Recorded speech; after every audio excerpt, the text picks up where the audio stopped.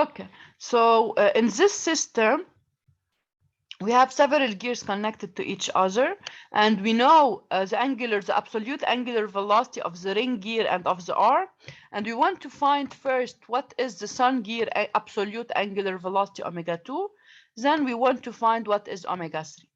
So to start with, because 2, if you want, is our input, and 6 is our output, or you can reverse input and outputs as you like, you have a relation that can directly relate for you the ratio of angular velocities of 6 and 2.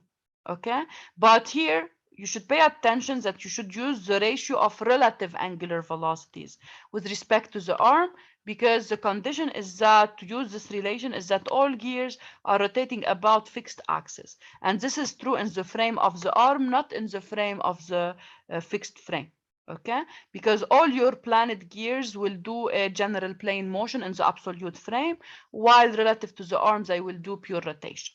So to start with, to get omega 2, I can say that I can relate omega 6 relative to omega 2 relative by finding, if you want, using the formula of train gears, that it's equal to the product of number of teeth of driver gears over product of number of teeth of driven gears. And to decide on the sign, if it's plus or minus, I should look at my sets. Okay, so let us see what are the sets used here, and what can we deduce from what are the driver and what are the driven gears. So to start with, I have, for the first set, I have 2 and 4. 2 and 4 form the first set. This is gear 2. This is gear 4. They are in external set. So first I have a minus. Okay. My driver is 2. So if I want to list the drivers, driver gears and driven gears, I will start by first I have a driver 2 and driven 4. This is the first set, and since it's an external set, so the ratio is negative. So I have first a negative ratio.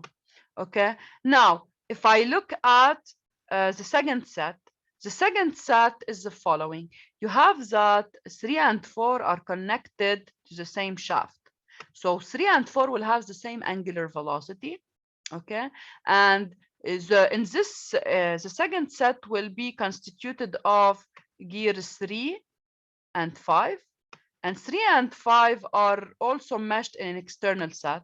So because it's an external set, the ratio is negative, and the driver gear in this set is 3 and the driven gear is 5. So this is my second set. My third set is 5 and 6. This is an internal set.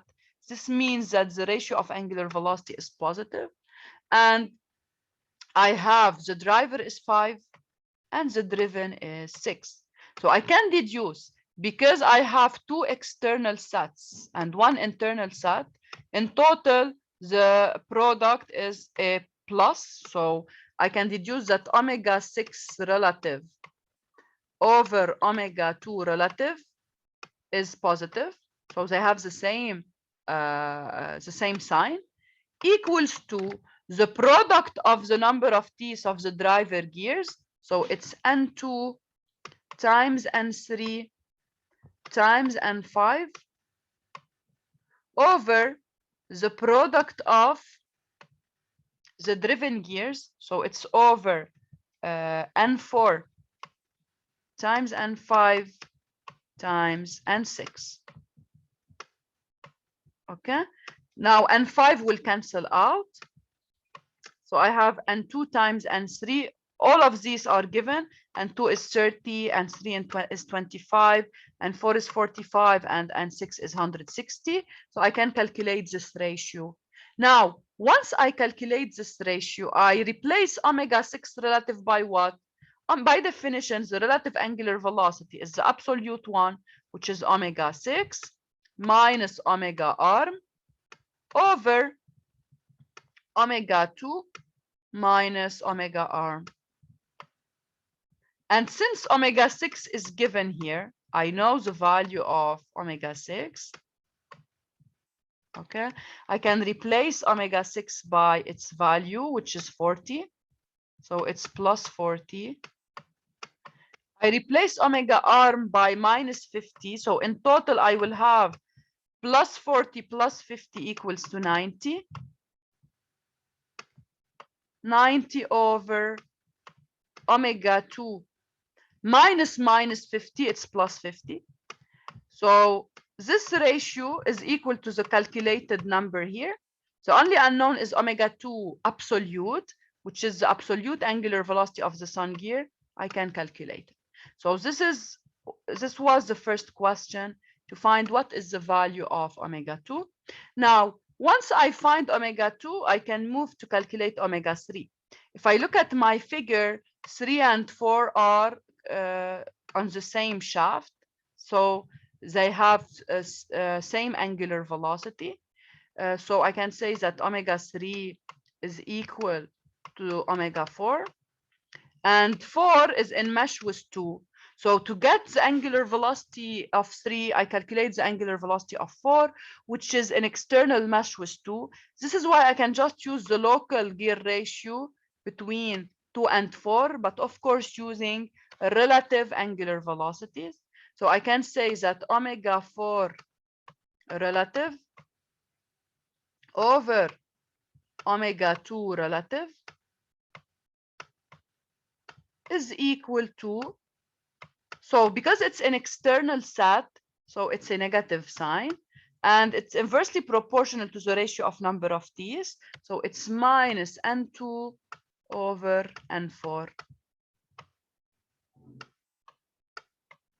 Now, if I replace omega 4 relative by omega 4 minus omega arm is minus 50, so it's omega 4 plus 50 over omega 2 relative was already calculated from the previous step. Yani you can replace omega 2 relative by omega 2 absolute plus 50.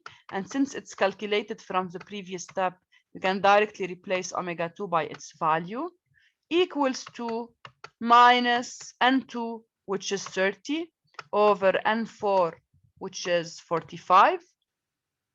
So this will allow you to calculate what is omega 4, which is equal to omega 3. So this is the absolute angular velocity of planet gears 3 and 4. Okay. Any question on this? So also, of course, you can use the tabular approach. In the tabular approach, you will summarize your results in tables. You don't need to solve for all unknowns. You can just try to write the equations, allowing you to solve for the unknowns that you have. So here they didn't ask for omega 5, for example, so no need to calculate it. So just, even if you use a tabular form, just try to find the ratios that you need if possible. Okay, so here we can see the detailed solution. So as a first step, I can use extrapolated result of compound trains. I just pay attention to use the ratio of relative angular velocities, and any relative angular velocity is calculated as absolute angular velocity minus omega r. And I will use the product of number of t's of the driver gears over product of number of t's of the driven gear. And I just pay attention for the sign by considering negative sign for any external set and positive sign for an internal set. This will allow me to solve first for omega 2. Since omega 2 is positive, this means that the sun gear is rotating in the counterclockwise direction. Now, once I find omega 2, since I need to calculate omega 4 or omega 3, I use now the gear just in mesh with the sun gear, which is gear 4. So I use the relation between 2 and 4 in order to get what is the angular velocity of 4, which is equal to the angular velocity of 3. And then I keep in mind always to use ratio of relative angular velocities. Because it's an external set, I put a minus, and this ratio is inversely proportional to the number of t's. Now, once I get this relation, I just replace the relative angular velocities by omega absolute minus omega arm, and then I can get an equation with one unknown because already I calculated omega 2 from the previous step. Omega arm is given, so I can solve for omega 3. And then I got omega 3 negative. This means that the planet gear is rotating clockwise into the frame of into the fixed frame. And if they ask you to get relative angular velocities, all you have to do is to subtract omega arm. Then you get what is the angular velocity measured in the frame of the arm. Okay. Any question on this? So this was the concept of planetary gear systems. I will give you, as usual, several problems to practice on a different type of gear systems. We are done for today. Thank you.